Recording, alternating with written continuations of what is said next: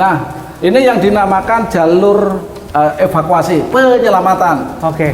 Untuk semua pintu masuk ini bisa diakses dari dalam keluar. Jadi hanya didorong keluar, terbuat dari baja. Ini standarnya. Andaikan jadi tahan, bukan tahan panas lagi, tapi tahan api. Ini tahan api, Pak? Betul. Standarnya di atas ada penyuplai udara bersih, reservoir mensuplai sini. Jadi apabila ini posisinya, karena ini saya buka karena untuk pemadaman, posisi semua ketutup. Masuk dari luar ke dalam tidak bisa, namun dari dalam bangunan keluar bisa. Hanya menyandarkan badan.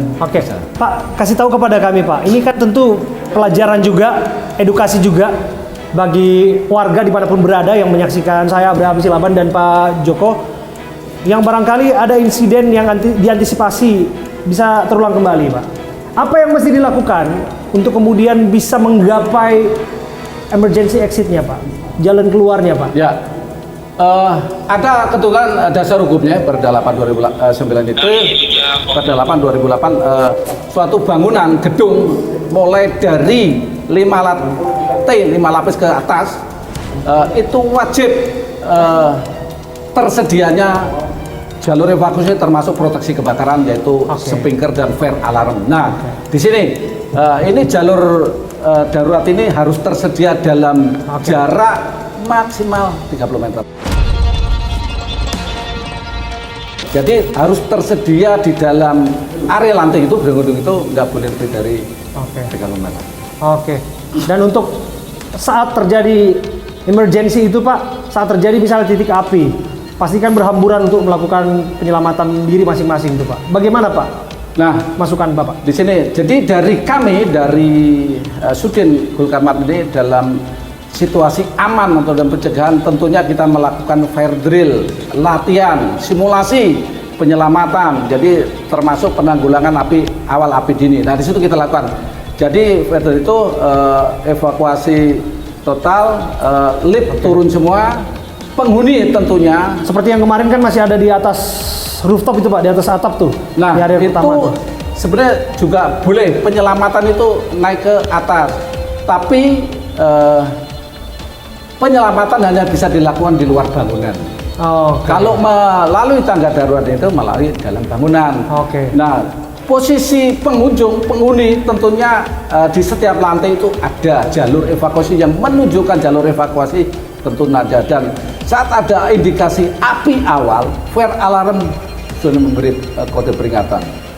Kalau emang dari head panas, alarm bunyi. Kalau emang dari smoke detector, bel bunyi. Jadi bunyi kering terdengar oleh penghuni atau di lantai itu akan berlari ke dina yang jalur evakuasi. Tidak boleh lagi melalui lift. Jangan melalui lift, coba cari jalur evakuasi yang darurat, tangga darurat seperti ini, dan ya jangan berebut lah ya, hati-hati ya Pak ya. Jadi beban dari setiap lantai per lantai itu tentunya berbeda-beda beban penghuni. Jadi tentunya dengan kapasitas standar lebar tangga berikut anak tangga itu sudah ada standarnya. Sudah ada standar. Termasuk tersedianya railing, pegangan. Lagi-lagi kan ada istilah Pak, jangan panik, jangan panik. Tapi ini kan klise Pak sebetulnya. Karena kan kalau ada kebakaran pasti ya pertama kan reaksi psikologis kita pasti panik Pak sebetulnya. Pasti itu udah semua ya bahan bahaya ya, kita manusiawi. Kalau ngelihat api itu udah pasti kepanikan. Tapi gimana itu bisa diatasi karena kita seringnya latihan. Saat latihan terdengar bunyi itu apa yang harus kita perbuat dan kita harus bagaimana, siapa saya ada di mana itu tentunya ditertanam dalam otak kita. Itu jadi dari tim gedung manajemen keselamatan kebakaran tentu sudah akan mengarahkan, nanti di setiap lantai itu tentunya kan ada kapten floor yang mengarahkan. Tentunya kalau si penghuni tentunya udah paham, tapi bagi si pengunjung itu belum tentu paham. Nah di situ jadi ada, jadi manajemen gedung itu akan mengarahkan. Jadi dari sinilah kita belajar pentingnya kemudian wanti-wanti informasi kepada pihak-pihak luar, pengunjung dalam hal ini, yang mereka ada di dalam satu ruangan, harus diinformasikan di mana titik-titik keluar daruratnya ya Pak ya. Betul. Kan itu kan standar biasanya kalau ada agenda konferensi dan lain sebagainya, bahkan seminar itu diinformasikan lebih awal. Tapi jarang juga itu dilupakan Pak. Tidak jarang juga itu diabaikan. Jadi Pak. kita biasakan ya. Setiap kita masuk di tempat umum, mall, rumah sakit atau gedung, kita harus tengok di mana jalur evakuasi. Saat kita sudah mulai masuk bangunan. Nah, keselamatan. Jadi di manapun, umpama di aula, di ballroom, tentu tengok kiri kanan, pasti ada pintu exit atau pintu jalan keluar. Itu pasti, dan itu ada tandanya, biasanya ada lampu nyala, tulisan. Ya. Satu lagi Pak, ini mengenai alat-alat, katakanlah misalnya APAR dan lain sebagainya, itu kan juga harus dipelajari juga cara penggunaannya. Kadang dia tersedia tapi tidak banyak orang yang mengerti Pak cara menggunakan dan lain sebagainya Pak. Ya, itu 5M. Manusianya, maintenance, maintenance, dan manajemen. Jadi semua harus berjalan. Punya senjata, punya fasilitas, punya peralatan, namun SDM-nya tidak terlatih atau tidak memahami, percuma juga. Jadi disinilah perlunya, dan sebenarnya sudah kita laksanakan. Namun biasanya perawatan dari gedung itu kan maintenance sendiri ya, itu yang harus rutin dilaksanakan. Tapi dari kami di Kebakaran itu secara berkala 1 tahun lagi kami adakan pemeriksaan dan uji coba sistem di setiap gedung-gedung. Setiap gedung. Dan itu wajib ya Pak ya? Wajib, karena udah dasar hukumnya jelas. Dan siapapun yang tidak melakukan itu bisa ditindak ya Pak ya? Pasti, karena suatu gedung bisa, kalau emang proteksi atau keselamatan jiwanya tidak memenuhi syarat, kami biasa menempel dengan stiker merah bahaya kebakaran. Gitu. Terutama sebenarnya keselamatan jiwa, selain memproteksi dirinya gedung tadi, penghuni yang harus diutamakan untuk keselamatannya. Ini penyebabnya masih misteri. Betul. Kebakaran hebat yang menghanguskan 3 lantai sedikitnya, bahkan sampai ke lantai bawah, kemudian juga korban jiwa ya Pak ya.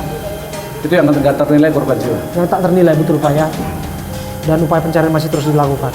Tapi banyak desas-desus Pak. Jangan-jangan ini disengaja, jangan-jangan ini disabotase, jangan-jangan ada yang merencanakan ini semua Pak. Baik, jadi kemungkinan semua itu ada faktor arson, faktor kesengajaan, faktor bisnis, faktor asuransi dan lain-lain, itu tidak menutup kemungkinan. Namun itu kan harus kita buktikan. Ya, nanti sampel-sampel barang bukti di lokasi itu BP itu akan kita amankan dan kita lanjut, kita proses penelitian melalui sampel dan kita untuk laboratorium. Di pemadam sendiri punya alatnya di laboratorium Ciracas, dan dari pihak kepolisian sendiri juga punya, karena tim dari pemadam itu ilmunya jadi juga dari Puslap 4. Jadi kita sebenarnya kolaborasi ini. Namun dari awal yang tahu persis itu menjadi pemadam, karena selama saya melakukan operasi pemadaman dan penyelamatan itu dari instansi lain belum ada yang masuk.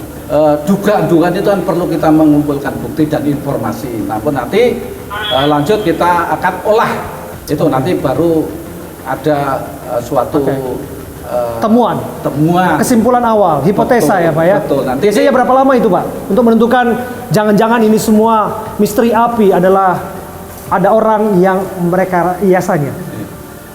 Prosesnya sangat lama dan sangat panjang. Rencananya untuk hari ini tim investigasi dari Damkar akan hadir lagi, karena memang kemarin belum bisa tembus.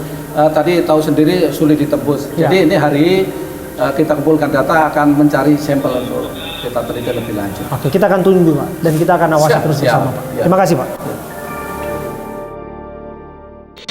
Dia bilang mau izin, mau pergi.